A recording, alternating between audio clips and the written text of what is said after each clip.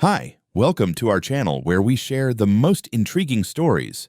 A single letter in my mailbox was all it took to ignite a war. By the week's end, armed men forged orders and a corrupt HOA president would turn my quiet home into a battlefield. They came to take my land. They forgot I know how to fight and how to win. The letter showed up on a Tuesday afternoon, tucked neatly into my mailbox like a snake coiled in a basket, waiting to strike. The return address read Silver Pines Ridge Homeowners Association, a name I'd hoped to never see in print with mine.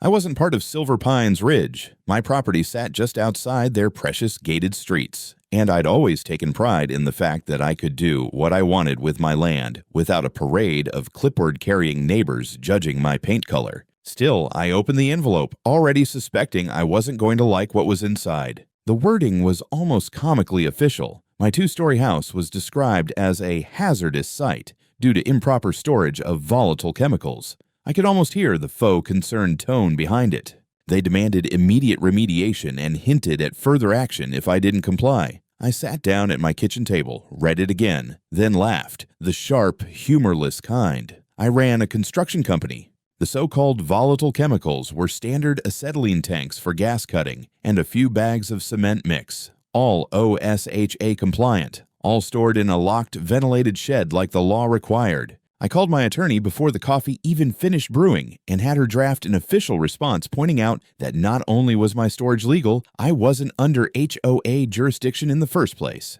A day later, she emailed me the certified copy of our reply. I figured that would be the end of it. I was wrong. That Friday evening, just as the sun was dipping behind the pines, I noticed a nondescript white panel van parked down the block. No company logo, no plates on the front, and from where I stood on my porch, I could see two men in work jackets inside. At first glance, they looked like contractors, but a glint of metal at one man's hip told me otherwise. Police duty belt. The other leaned forward at one point, talking into a shoulder mic. They didn't knock, didn't approach, just sat there. I'd spent enough years as an Army combat engineer to know when I was being watched. I went inside, pulled up my security camera feeds, and made sure the system was set to store footage directly to my off-site server. Then I dug out the number for Dan Foster, a private investigator I'd worked with during post-disaster rebuild contracts. Dan was ex-military too, and he had a knack for pulling strings without leaving fingerprints. I told him what I'd seen, and there was a pause before he said, "That's not Neighborhood Watch, Garrett. I'll find out who they are." The van stayed until dusk, then rolled away without headlights for the first 100 yards. I poured myself a drink and stood at the kitchen window watching tail lights fade.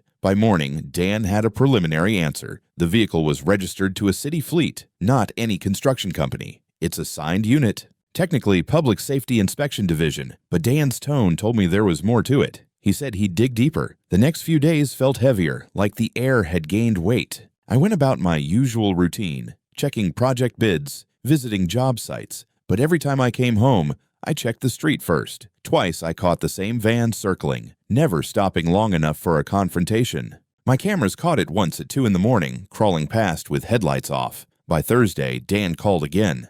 They're tied to Silver Pines' so-called security committee. The complaint about your place came straight from their president, Karen Devereaux, and got pushed to a certain Captain John Cassell in SWAT. You ring a bell? I knew the name. Cassell had been in the papers a few years back for a messy raid that got quietly buried. Karen's connection to him made the hairs on my neck stand up. Dan said the official complaint described unknown industrial reagents stored in my basement, and that the potential for explosion could not be ruled out. It was laughable, except that this kind of language had a way of justifying extreme action. I went outside that evening, walked the perimeter of my lot, and mentally marked spots to place extra microphones and hidden cams. If they were going to play games, I'd keep score. That night, as I locked the shed, I saw movement across the property line. A woman with a stiff, purposeful stride, phone to her ear, pacing in the shadows near the HOA fence. Even in the dim light, the blonde bob was unmistakable. Karen. She stopped, glanced toward my house, then turned away like she hadn't been caught. I didn't call out. I just watched her go, the idea settling in my mind that this wasn't going to be a simple nuisance letter kind of problem. This was the opening move in something bigger, and I had no intention of letting them control the board. Dan didn't waste time. By Sunday morning, he'd called with more details, and none of it was good. He'd leaned on one of his old contacts in the city records office and gotten hold of the actual complaint form Silver Pines Ridge filed. It was 3 pages of bureaucratic poison written to sound urgent enough to make any half-bored police administrator sit up. The wording was careful, not outright accusing me of making bombs, but saying significant quantities of unidentified industrial materials were being stored in a non-secure residential location. They even threw in possible propane storage near open flame for good measure. Every sentence read like it had been massaged by someone who knew exactly how to skirt a libel suit while still screaming danger. What really made my blood run cold was the signature line. Submitted by Karen Devereaux, President Silver Pines Ridge HOA, and just beneath it, forwarded by Captain John Cassell, Tactical Operations Unit. The woman didn't even bother hiding her trail. She was banking on intimidation, on the fact that most people fold under that kind of pressure. Unfortunately for her, I wasn't most people. I decided that if they were building a case, I'd build mine. I spent that afternoon in the shed, methodically photographing every single item I stored. Acetylene tanks, oxygen tanks, welding gear, cement bags, paint cans, each with close-ups of the certification stamps, safety caps, and OSHA compliance tags. I laid out the receipts and took shots of those too. When I was done, I scanned everything and dumped it into a locked cloud folder with Dan and my attorney both having access. The next move was reinforcing my perimeter. I dug out a set of weatherproof mics I'd once used on a big construction security job and installed them at intervals along the fence line. Some I hid in birdhouses, others in hollowed-out posts. The feeds ran straight to my server, audio stamped and archived. If they so much as whispered about what they were doing, I'd have it. By late afternoon, I spotted movement at the far end of the street, the same white panel van from before, parked with its nose facing my driveway. This time, one of the men was out, leaning casually against the hood while pretending to check his phone. From where I stood on my porch, I could see the faint bulge of a radio under his jacket. The other sat behind the wheel, occasionally lifting binoculars in my direction. I walked back inside without a word because there was no point giving them anything they could twist. That night, Dan emailed me a PDF, a fragment of an internal Silver Pines Security Committee email chain he'd intercepted through a sympathetic HOA member. In it, Karen was telling Cassell, "We can't wait for council to approve expansion. If we make the safety case now, we can move before the next vote. People are already nervous." One reply from an unnamed address simply read, "We'll set it up. Make it stick. Just need your confirmation." Her response, "Confirmed." I stared at the screen, jaw tight. This wasn't overactive neighbor syndrome. This was a coordinated move to push me into a corner before a key municipal hearing, the one about expanding HOA boundaries to include my property. If they pulled it off, they could bury me in fines, force changes to my business, maybe even run me out entirely. By Tuesday, the rumors had started. At the coffee shop 2 blocks away, I caught snippets of conversation about the guy with the explosives and that contractor who's been acting weird. People glanced over their mugs when I walked in, and one guy I'd hired for a roofing job last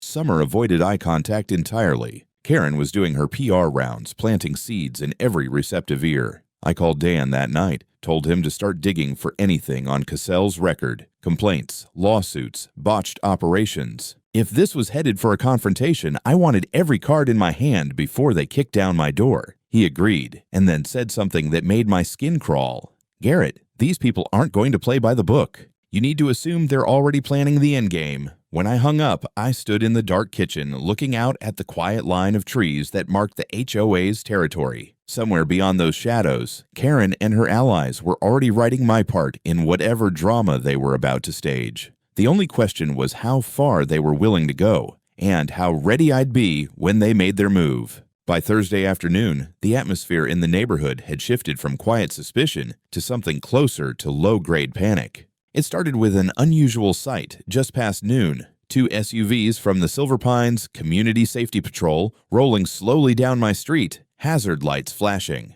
The drivers, both in matching polo shirts with HOA logos, were leaning out with radios in hand, talking fast. Behind them, a volunteer in a neon vest taped bright orange emergency notice flyers to light poles. The wording, which I later peeled down and read, was pure theater. Due to a confirmed hazardous materials risk at a nearby residence, precautionary evacuation of adjacent streets is advised. No address, but anyone with half a brain could guess which nearby residence they meant. By dusk, the block behind mine looked like a moving day parade. Families loaded up cars with suitcases and laundry baskets, dogs on leashes, kids crying. A couple of people glanced my way while dragging coolers to their trunks, faces tight with a mix of fear and judgment. This wasn't just paranoia anymore. Karen had lit a fuse under the entire place. It didn't take long for the media to arrive. Around 7, I spotted a news van from Channel 8 rumbling up, satellite dish on the roof, and a fresh-faced reporter stepping out with a cameraman. They set up across the street, aiming their lens toward my house as if they were filming a hostage standoff. I walked over before they could get their establishing shot and introduced myself. "Garrett Holloway," I said. "You want the real story, I'll give it to you." The reporter blinked, clearly not expecting me to be this calm. I led them to the shed, unlocked it, and one by one showed them the tanks, the gear, the bags of cement, each labeled, capped, and stacked exactly to OSHA's standards. I handed over copies of the certifications. "This," I said, "is what your volatile chemicals look like. Karen Devereaux knows it, and she's lying to you." The cameraman filmed every word. The reporter nodded politely, but I could see her attention drifting. Panic sells, paperwork doesn't. Still, it would make the segment, even if they buried it halfway through. Just before 10, Dan called with a tone in his voice I didn't like. "They've got street barricades going up tomorrow morning. Temporary police block, city issued, supposedly for a safety inspection. My source says SWAT's on standby." "That fast?" I asked. Karen's been feeding them urgency. Cassell's pushing it as an imminent risk, like hours, not days. I think they want to move before anyone higher up asks for a warrant. That night, I walked the property with a flashlight, making sure every mic and camera was live. The little birdhouse units were working, feeding clean audio to the server. At the northeast corner, near the HOA fence, I paused. There were faint voices carrying over. A woman, sharp and certain. "Once we start, he's not walking back in there." A man, lower, steady. "We'll have a clean window before council can stall us." I didn't have to guess who they were. Back inside, I packed a small bag. Laptop, hard drives, a few personal things. I wasn't planning to run, but I knew enough from my Army days to never be caught scrambling. I also moved copies of every video, photo, and receipt into a hidden folder on an encrypted drive that would auto-upload to 2 separate cloud services if I didn't check in for 24 hours. The news kept running that same aerial shot of my house from a traffic chopper, the anchor intoning about possible chemical dangers in a suburban community. And in the background of one segment, I caught a glimpse of Karen herself, talking to a uniformed officer with the confident body language of someone giving instructions, not receiving them. Somewhere in my gut, I knew it now. They weren't bluffing. The barricades were just the first act. What came next would be loud, fast, and dressed up as heroism. And if I wanted to keep from getting steamrolled, I had less than a day to brace for it. The morning came in unnaturally still, the kind of quiet that feels staged. No birdsong, no traffic hum, just the faint clink of metal barricades being set up 2 blocks away. By 8, I could see them from my upstairs window, uniformed officers in tactical vests moving with practiced efficiency. Bright orange police line, "Do not cross" tape fluttering in the breeze. Parked along the curb was a black armored vehicle that did not belong to any municipal utility crew. I was halfway through my first coffee when the loudspeakers started. A distorted male voice boomed up my driveway, ordering me to exit the house immediately due to a credible hazardous materials threat. No mention of warrants, no knock at the door, just the demand repeated every 30 seconds. I grabbed my go bag, slung the laptop over my shoulder, and walked toward the front door, every step deliberate. Before stepping outside, I hit the toggle on my body cam, the little pen-sized unit clipped under my jacket zipper. Out on the porch, the scene looked like something out of a bad cable docudrama. Captain John Cassell himself stood behind the SWAT line, helmet off, barking into a radio. Flanking him were half a dozen men in full tactical gear, rifles at the ready. The moment he saw me, his expression tightened. "You need to vacate the premises, Mr. Holloway," he called, voice carrying over the engine rumble of the armored vehicle. "I'll leave when you show me a legal warrant," I said, projecting my voice right back. Cassell gestured to a clipboard one of his men carried. "Emergency safety order, signed by the fire marshal. Immediate execution required." From 20 feet away, I could see the signature wasn't the marshal's. I'd met the man twice. His handwriting was a cramped, looping scrawl. This was blocky, neat, almost printed. "That's not his hand," I said. "You forged this." Cassell's jaw flexed. "Step away from the house." I walked down to the edge of my porch steps but stayed on the property line. "There's no hazard here. I've got full OSHA compliance. You want to inspect? Bring the proper paperwork." His patience broke. "Breach the structure," he ordered over his shoulder. 2 SWAT techs hustled forward with a heavy black case, popping it open to reveal shaped charges. Not the kind you see in movies, real breacher gear designed to blow hinges and crack masonry. My chest went cold. They weren't just forcing entry, they were going to make a point. I backed toward the driveway, still filming, as the team set charges along the front bay window and the side load-bearing wall. Cassell's eyes swept the gathered neighbors and news crews at the police line, the faintest curl of satisfaction on his mouth. He wanted the spectacle. The blast went off with a concussive crack that punched through my chest cavity. Glass, siding, and a rain of insulation blew outward as the bay collapsed inward. The roof above sagged, groaning under its own weight. My shed door swung open from the shockwave, one of the acetylene tanks clanging onto the floor. In the crowd behind the tape, I spotted Karen. Tailored blazer, sunglasses, hair perfect, leaning toward a Channel 8 microphone. I couldn't hear her words over the ringing in my ears, but I could read her lips. "We saved the neighborhood." The SWAT guys flowed inside, rifles sweeping like they expected a firefight. Minutes later, they re-emerged empty-handed, looking vaguely confused. Cassell didn't care. He waved them toward the back, probably to justify tearing into more of the structure. From my position at the curb, I kept the camera steady on Cassell. That's when one of his men, helmet tipped back, muttered to another, "Let's move it. We've got a window before the council shuts this down." The words slid right into my mic, crisp and damning. When they finally cleared out, they left behind a house with its guts exposed to the street, splintered beams jutting like broken ribs. I stood there, the acrid dust settling in my mouth, knowing I'd just witnessed the play Karen had been engineering all along, and I'd caught every second of it on tape. By the time the last cruiser pulled away and the barricades came down, my front yard looked like the aftermath of a bad war movie. Shards of tempered glass crunched under my boots. The once solid bay window was now a jagged crater staring out into the street, and part of the roofline hung at an angle that made my contractor's brain itch with calculations about imminent collapse. I stood there for a full minute, letting the image burn itself into memory, then walked to my truck and pulled out my phone. Laura Peters answered on the second ring. My attorney had a voice that could cut through concrete, and it sharpened the moment she heard what happened. "They detonated charges on your property without a warrant," she said, each word deliberate. "They waived an emergency safety order." "Forged signature," I replied, watching a piece of siding detach from the second floor and spiral to the ground. "Do not touch a single thing," she ordered. "I'm filing an injunction and a preservation order right now." "You're going to have forensic engineers out there by sundown." I called Dan next. He didn't bother with pleasantries. "You get it on tape."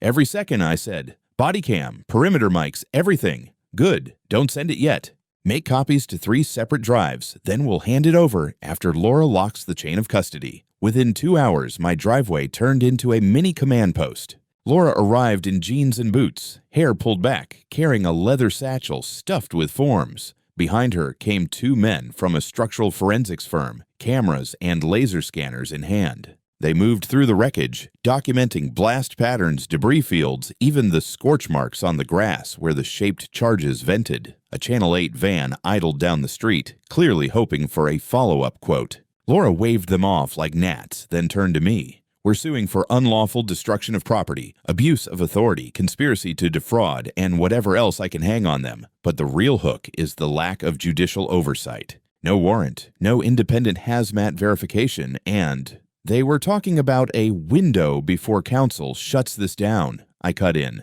Caught it on audio. Her eyes lit with that cold lawyer's satisfaction. "Then we go for coordinated conspiracy." "That bumps this into criminal territory." Dan showed up next carrying a slim laptop and a thermos of coffee. He set up on my tailgate, pulling the audio from the birdhouse mics. "Listen to this," he said, hitting play.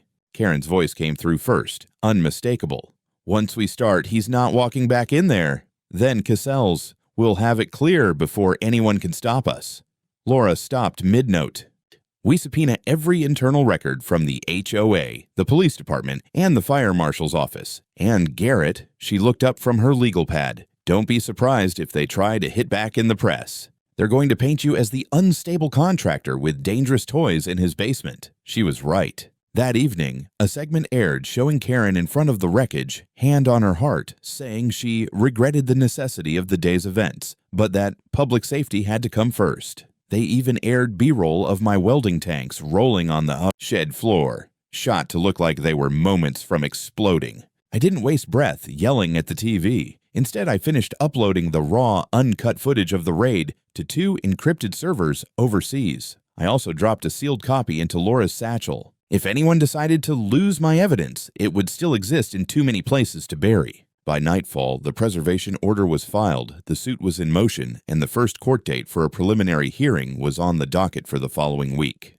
My house might have been half demolished, but for the first time since this started, I felt the ground under my feet solidify. They'd come for me in broad daylight, with cameras rolling. Now they were going to learn what it felt like to be the ones under a lens. The following morning, the air outside had that damp chill that makes plywood groan. I walked the perimeter of what used to be my living room, careful not to step on nails, when a city building inspector rolled up in a white pickup. The logo on the door looked fresh, the decal edges still sharp. He climbed out, clipboard in hand, eyes scanning the wreckage like a vulture sighting roadkill. "You Garrett Holloway?" he asked, not bothering to introduce himself. "That's right," I said. "I'm here to post an unsafe structure notice. City ordinance requires demolition within 10 days if repairs aren't feasible." "Repairs are feasible," I said. "I run a construction company, and I've already got forensic engineers documenting the blast for court." His tone cooled a notch. "Look, I'm just doing my job. This order came straight from downtown." "Downtown meaning City Hall or Karen's HOA office?" I asked. He didn't answer, just pulled a folded orange placard from his clipboard and stapled it to the splintered frame of my front door. Laura arrived 5 minutes after he left, took one look at the notice, and muttered something under her breath I hadn't heard since my Army days. They're trying to force a teardown before the case even sees a judge. That way, they can call it a moot point when we sue for restoration. Dan, who'd been listening from the hood of his Jeep, swung his legs down. "That's why I started digging into HOA finances last night. Garrett, you're going to love this. 3 wire transfers from the HOA account to something called Police Benevolent Consulting LLC in the last 6 months, registered to a guy named Raymond Cassell. Any relation to your friendly SWAT captain?" I didn't have to answer. By noon, Laura had filed an emergency motion to halt any demolition orders pending litigation. The judge granted a temporary stay, which meant my half-destroyed house could rot in peace for now. That afternoon, Dan pulled up a chain of internal HOA emails he'd intercepted from a disgruntled former board member. The language was damning. "Once Holloway's property is condemned, we can annex the lot into Silver Pines Ridge under the safety clause. Cassell says PD will handle the clearance. We printed everything, date-stamped it, and tucked it into a sealed evidence box." Laura was already drafting subpoenas for the bank records, HOA meeting minutes, and Cassell's operational logs from the day of the raid. That night, I couldn't sleep.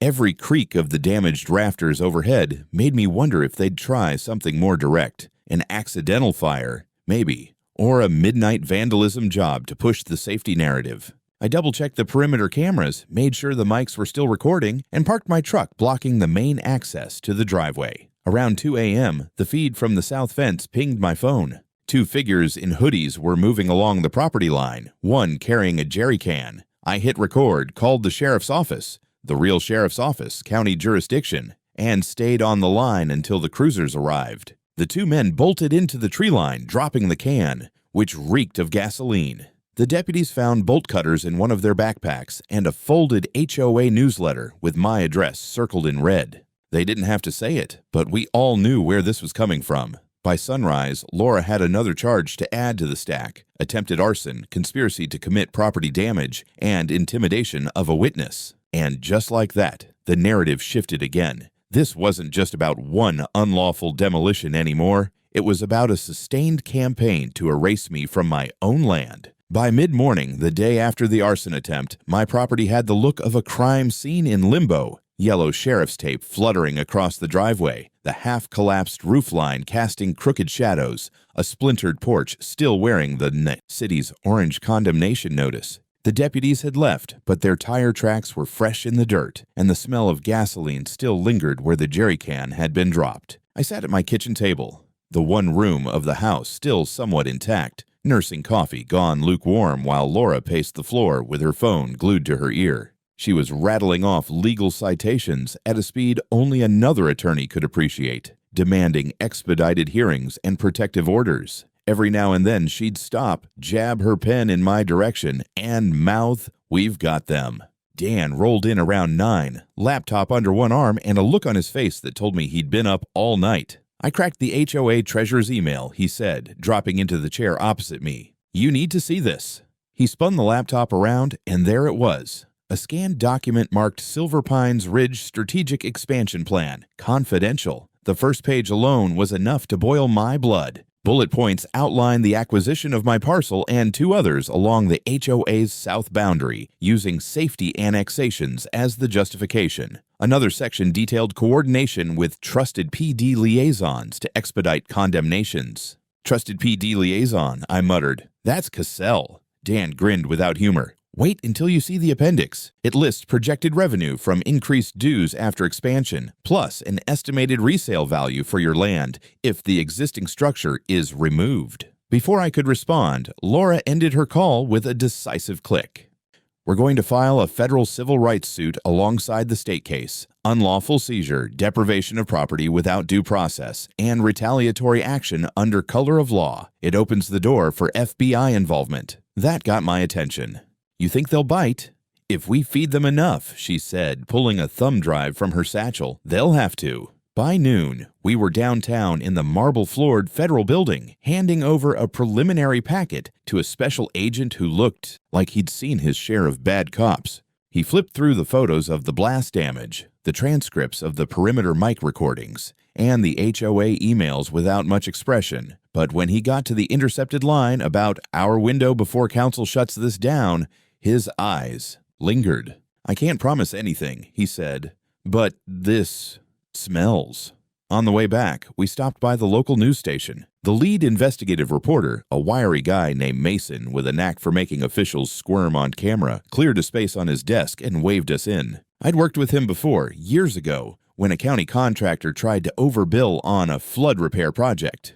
"This your place they blew up?" he asked, eyeing the stack of photos. "Yeah, and they're not done trying to take it." We left him with copies of the clean footage. No cuts, no edits, every second of the raid from the first cruiser to the last boot out the door. Mason's eyes gleamed the way a fisherman's do when he knows the hook is set. That evening, the 6 o'clock news opened with aerial shots of my wrecked home and split-screen interviews, Karen on one side, me on the other. She stood in front of the HOA clubhouse, reciting the same script about community safety and hazardous conditions. Then they cut to my clip, standing in the rubble with the condemnation notice behind me, explaining exactly what was stored in my basement, why it was safe, and how the HOA had been trying to annex my land for months. Public reaction was immediate. Social media lit up with hashtags calling out HOA corruption, and by midnight, my voicemail was full. Half from strangers offering support, half from others telling me their own horror stories. A few even offered to testify if it came to court, but the pushback came just as fast. The next morning, an anonymous tipster dropped a manila envelope in my mailbox. Inside were photocopies of police incident reports, all fabricated, painting me as unstable, aggressive, and a potential threat to neighbors. One report even claimed I'd brandished a firearm during a dispute with HOA security. I'd never even owned the model of gun they listed. I took the envelope straight to Laura. She flipped through the pages, her mouth tightening. They're building a parallel narrative so that if this goes public trial, they can try to impeach your credibility, but planting false police reports, that's another felony in the making. Dan leaned back in his chair, lacing his fingers behind his head. Good. Let them keep digging. Every shovelful is another charge we can add. That night, I made a decision. No more purely defensive play. We were going to hit back hard and in the open. If they wanted to fight in daylight, I'd give them a war with stadium lighting. I spent the evening drafting a public statement, not for the press, but for every neighbor, every business owner, and every HOA member in a 5-mile radius. It laid out the timeline, the evidence, the names, and the money trail. The next morning, the statement went out stapled to power poles, slid under doors, posted on every local Facebook group and community forum. And within hours, I started hearing the same phrase over and over. If they can do this to you, they can do it to any of us. The day after my public statement hit every mailbox and community board in town, the air around Silver Pines Ridge felt different. You could see it in the way HOA board members avoided eye contact at the grocery store, in the sudden silence on their usually buzzing neighborhood forum. But fear wasn't the only thing brewing. There was defiance now, and it wasn't just mine. By noon, Mason's investigative segment had gone national. Cable news anchors with perfect hair and pasted-on gravitas were suddenly saying my name alongside phrases like emerging corruption scandal and potential federal probe into HOA police collusion. Within hours, the county sheriff's office announced it was formally opening its own investigation separate from the city PD, citing conflict of interest concerns. Cassell must have felt the walls closing in. That afternoon, a black SUV rolled slow past my driveway. The windows were tinted, but I caught the glint of a badge lanyard when the passenger shifted. My cameras got a perfect shot of the plates. Municipal issue, but registered to a private address in Cassell's neighborhood. Laura filed it immediately with the sheriff as evidence of possible witness intimidation. Meanwhile, Dan's digital sifting paid off again. He traced the HOA's financial trail back nearly 5 years, uncovering a pattern. Properties targeted with safety annexations were often followed by rapid demolitions or condemnations, then quietly resold to developers tied to 2 board members. Each transaction funneled a cut through shell companies into Police Benevolent Consulting LLC. The numbers were too precise to be coincidence. When we turned over that data to the FBI liaison, his poker face cracked for the first time. This, he said, tapping the spreadsheet, is organized crime with a homeowners association letterhead. 3 days later, the first domino fell. One of the 2 hooded men caught near my fence. The one carrying the jerry can cut a deal. In exchange for a reduced sentence, he testified that Cassell had personally offered him cash to stage an incident on my property, specifically something that would make the house look like a fire hazard. He even handed over burner phone texts from a number traced to a prepaid account purchased with Cassell's credit card. The arrests came fast after that. First, the 2 officers moonlighting for the HOA, then Cassell himself, pulled out of his own driveway in handcuffs while a news chopper hovered overhead. Karen was last. She tried to make a speech on her front porch about political persecution, but the sight of federal agents hauling boxes of HOA records past her into unmarked vans drowned her out. The trial was a spectacle. Courtroom packed, reporters elbowing for seats, former HOA members lining up to testify about intimidation, selective enforcement, and mysterious community improvement fees that never seemed to result in improvements. The prosecution rolled out the full parade. My blast footage, the mic recordings, the emails, the bank transfers, the burner phone logs. Each exhibit was another nail in the coffin. When the verdicts came down, they landed like sledgehammers. Cassell, 18 years for corruption, unlawful use of explosives, and abuse of authority. Karen, 14 years for fraud, conspiracy, and abuse of office. The 2 officers, 10 years each. And the HOA itself? Dissolved by court order with assets liquidated to pay damages to victims. For me, the numbers were less abstract. $4.2 million, replacement value for my home, lost business income, and the kind of pain and suffering you can only measure in sleepless nights and splintered beams. Enough to rebuild, and then some. A year later, the new house stood where the ruins had been. Fortified concrete, hurricane-rated windows, a foundation you could park a tank on. Out front, a bronze plaque bolted to the stone facade read, "Never again. Private property is not for sale." The foyer doubled as the office for the nonprofit I'd launched, a fund for homeowners fighting predatory HOAs and corrupt officials. Sometimes, when the air is just still enough, I can almost hear the echo of that explosion. Not the one that took my house, but the one that blew apart their whole scheme. And I think about how close they came to getting away with it and how much it took to stop them. The funny thing, for a guy whose house was blown up, I sleep a lot better now.